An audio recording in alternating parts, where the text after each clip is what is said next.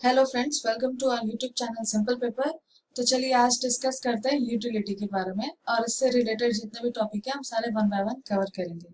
So next is will start with utility.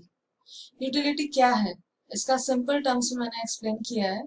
तो हम read करते हैं। The want satisfying capacity of a commodity is called its utility. मतलब हमारे wants को सेटिस्फाई करने की जो कैपेसिटी होती है उसको हम यूटिलिटी कहते हैं। इसको एक और तरीके से लिखा हुआ है, the utility refers to the total satisfaction received from consuming a good और सर्विसेज। मतलब हम जो भी गुड एंड सर्विसेज कंज्यूम करते हैं उससे हमें जो टोटल सेटिस्फैक्शन मिल रहा है उसको हम लोग यूटिलिटी बोलेंगे। और यूटिलिटी को मेजर करने के लिए एक टर्म है जिसे हम यूटिल्स कहते हैं, तो इसको आप दिमाग में रख लीजिएगा।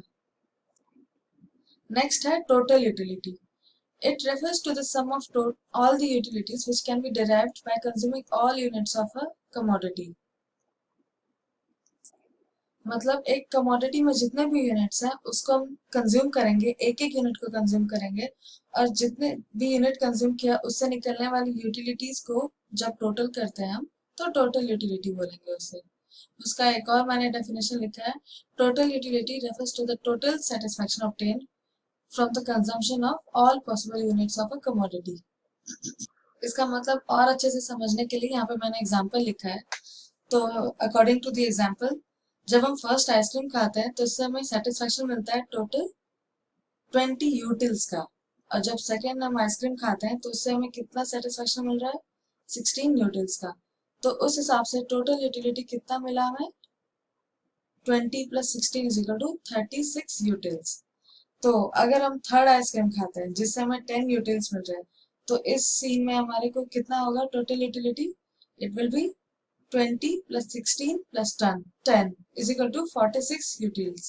Alright, इसका फॉर्मूला लिखा है TUN is equal to U1 plus U2 plus U3 plus UN। तो इसका यहाँ पे मैंने एक्सप्लेन किया हुआ है। TUN क्या है, total utility from n units of a given commodity. U1 U2 U3 है utility from first and second unit. n यहाँ पर नंबर ऑफ यूनिट्स कंज्यूम को डिनोट करता है। अभी नेक्स्ट आता है marginal utility. It refers to an additional utility which can be derived by consuming one more unit of a commodity. मतलब ये एक एक्स्ट्रा यूटिलिटी है जो हम एक एडिशनल यूनिट को कमोडिटी के यूनिट को कंज्यूम करने से डिराइव करते हैं। इसको समझने के लिए यहाँ पे एग्जांपल दिया है मैंने, लास्ट एग्जांपल के रेफरेंस में है। तो जब हमने तीसरा आइसक्रीम खाया तो टोटल यूटिलिटी बढ़ के 46 हो गया फ्रॉम 36। तो यहाँ पे लास्ट कितना था, द एडिशनल 10 यूटिल्स जो हमें मिला है वो थर्ड आइसक्रीम से मिला है। तो वो जो एडिशनल था उसको हम लोग मार्जिनल यूटिलिटी बोलेंगे। इसका फॉर्मूला है mu is equal to TUN minus TUN minus 1। तो mu डिनोट करता है मार्जिनल यूटिलिटी को, TUN डिनोट करता है total utility of current unit of consumption, TUN minus 1 denote करता है total utility of previous unit of consumption. इसका एक और फॉर्मूला है mu is equal to delta TU by delta Q। Delta मतलब चेंज होता है, तो delta TU is equal to change in total utility, delta Q similarly change in number of units हो जाएगा। तो हम लोग अभी टोटल यूटिलिटी का मतलब समझ गए, मार्जिनल यूटिलिटी का मतलब समझ गए। इसका रिलेशन मैं आपको समझाऊंगी एक डायग्राम के थ्रू। उससे पहले टेबल है यहाँ पे, उसको समझेंगे। तो जो मैंने अभी एग्जांपल दिया था उसी के रेफरेंस से है। तो पहला है आइसक्रीम कंज्यूम्ड।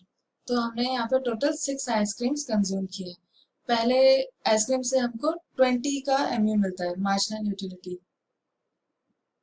सेकेंड से हमको 16 यूटिल्स मिलता है, थर्ड से हमें 10 यूटिल्स मिलता है, फोर्थ आइसक्रीम से 4 यूटिल मिलता है, फिफ्थ से 0 मिलता है, सिक्स से -6। मतलब अब हमारा जो भी मार्जिनल यूटिलिटी है वो डिक्रीज होती जा रहा है। और फिर टोटल यूटिलिटी कैसे होगा, फर्स्ट आइसक्रीम है उसका 20 यूटिल्स है तो 20 यूटिल्स रहेगा। लेकिन फिर जब हमने सेकेंड आइसक्रीम खाया 16, तो 20 प्लस 16 इज इक्वल टू 36। फिर 36 plus 10 is equal to 46। Similarly ये सारे एड ऑन होते होते यहाँ पे 44 आ जाएगा। अब इसको हम ग्राफिकल रिप्रेजेंटेशन में देखेंगे। तो अब इस ग्राफ को अच्छे से समझते हैं। एक्स एक्सिस पे मैंने यूनिट ऑफ आइसक्रीम्स लिखा है दोनों के लिए, और वाई एक्सिस पे पहले में है टोटल यूटिलिटी फ्रॉम आइसक्रीम और दूसरे में है मार्जिनल यूटिलिटी फ्रॉम आइसक्रीम।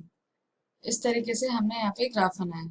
तो यहाँ पे हम क्या देख रहे हैं, एमयू जो है वो पॉजिटिव है, ये यहाँ से लेके यहाँ तक पॉजिटिव है, और जो टीयू है टोटल यूटिलिटी इंक्रीज होते जा रहा है फोर्थ आइसक्रीम तक। फिर क्या होता है, जब हम फिफ्थ आइसक्रीम कंज्यूम करते हैं तो यहाँ पर टोटल यूनिट मैक्सिमम पे है अपने, लेकिन मार्जिनल यूटिलिटी यहाँ पर 0 हो गया है। तो इस पॉइंट को हम लोग क्या बोलेंगे, स्टेज ऑफ मैक्सिमम सेटिस्फैक्शन। फिर क्या होता है, हम एक और एडिशनल सिक्स्थ यूनिट कंज्यूम करते हैं, तो जो टीयू है टोटल यूटिलिटी वो डिमिनिश होने लग रहा है, यहाँ पे वो गिरने लग गया है, और जो मार्जिनल यूटिलिटी है वो यहाँ पे नेगेटिव में आते जा रहा है। तो यहाँ पे हमको लॉस ऑफ सेटिस्फैक्शन हो रहा है, क्यों, क्योंकि एक ही चीज का कंजम्पशन हम बार बार करते जा रहे हैं। इसी को मैंने यहाँ पे एक्सप्लेन किया है पॉइंट बाय पॉइंट। तो ये एग्जाम पर्सपेक्टिव से काफी इंपॉर्टेंट क्वेश्चन है, और जब भी आपको इसके बारे में एक्सप्लेन करना हो तो आप दोनों का डेफिनेशन लिखो और इसको एक ग्राफिकल रिप्रेजेंटेशन के साथ समझाना है, और ड्रॉ करने के बाद इसको एक्सप्लेन करना भी बहुत इंपॉर्टेंट होता है। तो फिर हम नेक्स्ट डिस्कस करेंगे law of diminishing marginal utility. This law states that as the amount consumed of a commodity increases, the utility derived by the consumer from the additional unit starts decreasing. इसका मतलब ये हुआ, जब आप एक commodity का consumption बार बार करते हो तो आपका सेटिस्फैक्शन लेवल गिरते जा रहा है, क्योंकि जब आप फर्स्ट कंज्यूम करोगे तो आपको ज्यादा सेटिस्फैक्शन मिलेगा, पर उसी चीज को फिर से करोगे तो आपको कम सेटिस्फैक्शन मिलते जाता है। तो यहाँ पे हमारा जो मार्जिनल यूटिलिटी है वो डिमिनिश होते जा रहा है। एग्जाम्पल के लिए, सपोज आपको बहुत भूख लगी है, आपको जब पहली रोटी मिलती है तो उससे आपको सबसे ज्यादा सेटिस्फैक्शन होगा। आप सेकेंड रोटी खाओगे क्योंकि आपको अभी थोड़ी और भूख लगी है, तो सेटिस्फैक्शन तो होगा, लेकिन फर्स्ट रोटी के कंपैरेटिव कम होगा। तो उस हिसाब से जब आप तीसरी रोटी तक आते हो, चौथी रोटी तक आते हो, तो आपका जो सेटिस्फैक्शन लेवल है वो कम होते जाता है। इसी को हम लोग law of diminishing marginal utility कहते हैं। तो यहाँ पर मार्शल ने बोला था, ये जब भी आप लिखते हो ना मीनिंग के साथ डेफिनेशन लिखने से इसकी इंपॉर्टेंस बढ़ जाती है और नंबर भी अच्छे आते हैं। So according to Marshall, the additional benefit a person derives from an increase of his stock of a commodity diminishes with increase on the stock that he already has. तो ये जो हमने पढ़ा, इसमें हमारे को assumptions है, assumptions या conditions, ये दोनों में से कुछ भी बोल सकते हैं। ये conditions है, मतलब कब कब law of diminishing marginal utility applicable होगा। तो पहला assumption है, all the units of a commodity must be same in all aspects, in size, color, design, quality, etc. Suppose आप मैंगो खा रहे हो और सेकंड मैंगो का क्वालिटी सुपीरियर है फर्स्ट मैंगो के हिसाब से, तो कंज्यूमर को सेकंड वाले से ज्यादा सेटिस्फैक्शन मिलेगा। तो इस केस में आपका जो मार्जिनल यूटिलिटी है वो डिमिनिश नहीं हो रहा है, वो इंक्रीज हो रहा है। ठीक है। तो और फिर सेकंड पॉइंट है, the unit of the good must be standard. Example, a cup of water, a pair of shoes, a bottle of milk, etcetera. मतलब जो गुड की क्वांटिटी है या यूनिट है वो बहुत ज्यादा छोटा या बहुत ज्यादा बड़ा नहीं होना चाहिए, उसका साइज स्टैंडर्ड होना चाहिए। अभी थर्ड पॉइंट पे आता है, there should not be any change in taste during the process of consumption. मतलब अगर आप कुछ खा रहे हो और आपको टेस्ट में चेंज लगता है और आपको अच्छा लगता है वो चेंज, तो इस हिसाब से आप और उसका कंजम्पशन करोगे, मतलब सेटिस्फैक्शन बढ़ रहा है, तो यहाँ पे तो फिर एमयू राइज होने लगेगा। नेक्स्ट है, there must be continuity in consumption. मतलब जब आप कुछ खा रहे हो तो वो कंटिन्यूटी रखना है, वहां पे आपको खाते रहना है। अगर सपोज आपने थोड़ा सा खाया, उसके बाद आपने ब्रेक ले लिया जो कि थोड़ा सा बड़ा हो गया, तो उस बीच आपको फिर से भूख लग सकती है, और फिर जब आपको खाना मिलेगा तो आप ज्यादा ही कंज्यूम कर लोगे। तो यहाँ पे भी फिर law of diminishing marginal utility नहीं एप्लीकेबल हो पाएगा। सो फिर नेक्स्ट पॉइंट है, there should be no change in the price of substitute goods. मतलब अगर सब्स्टिट्यूट गुड का प्राइस बढ़ जाता है तो जो मेन गुड हम जो कंज्यूम कर रहे हैं उसका यूटिलिटी तो हम नहीं पता लगा पाएंगे। इसलिए यहाँ पे सब्स्टिट्यूट गुड के प्राइस में कोई भी चेंज नहीं होना चाहिए अगर हमें law of diminishing marginal utility show करना है तो यही था हमारा assumption एंड कंडीशंस। इसको जब आप एक्सप्लेन करोगे तो आप ये फिगर यूज कर सकते हो।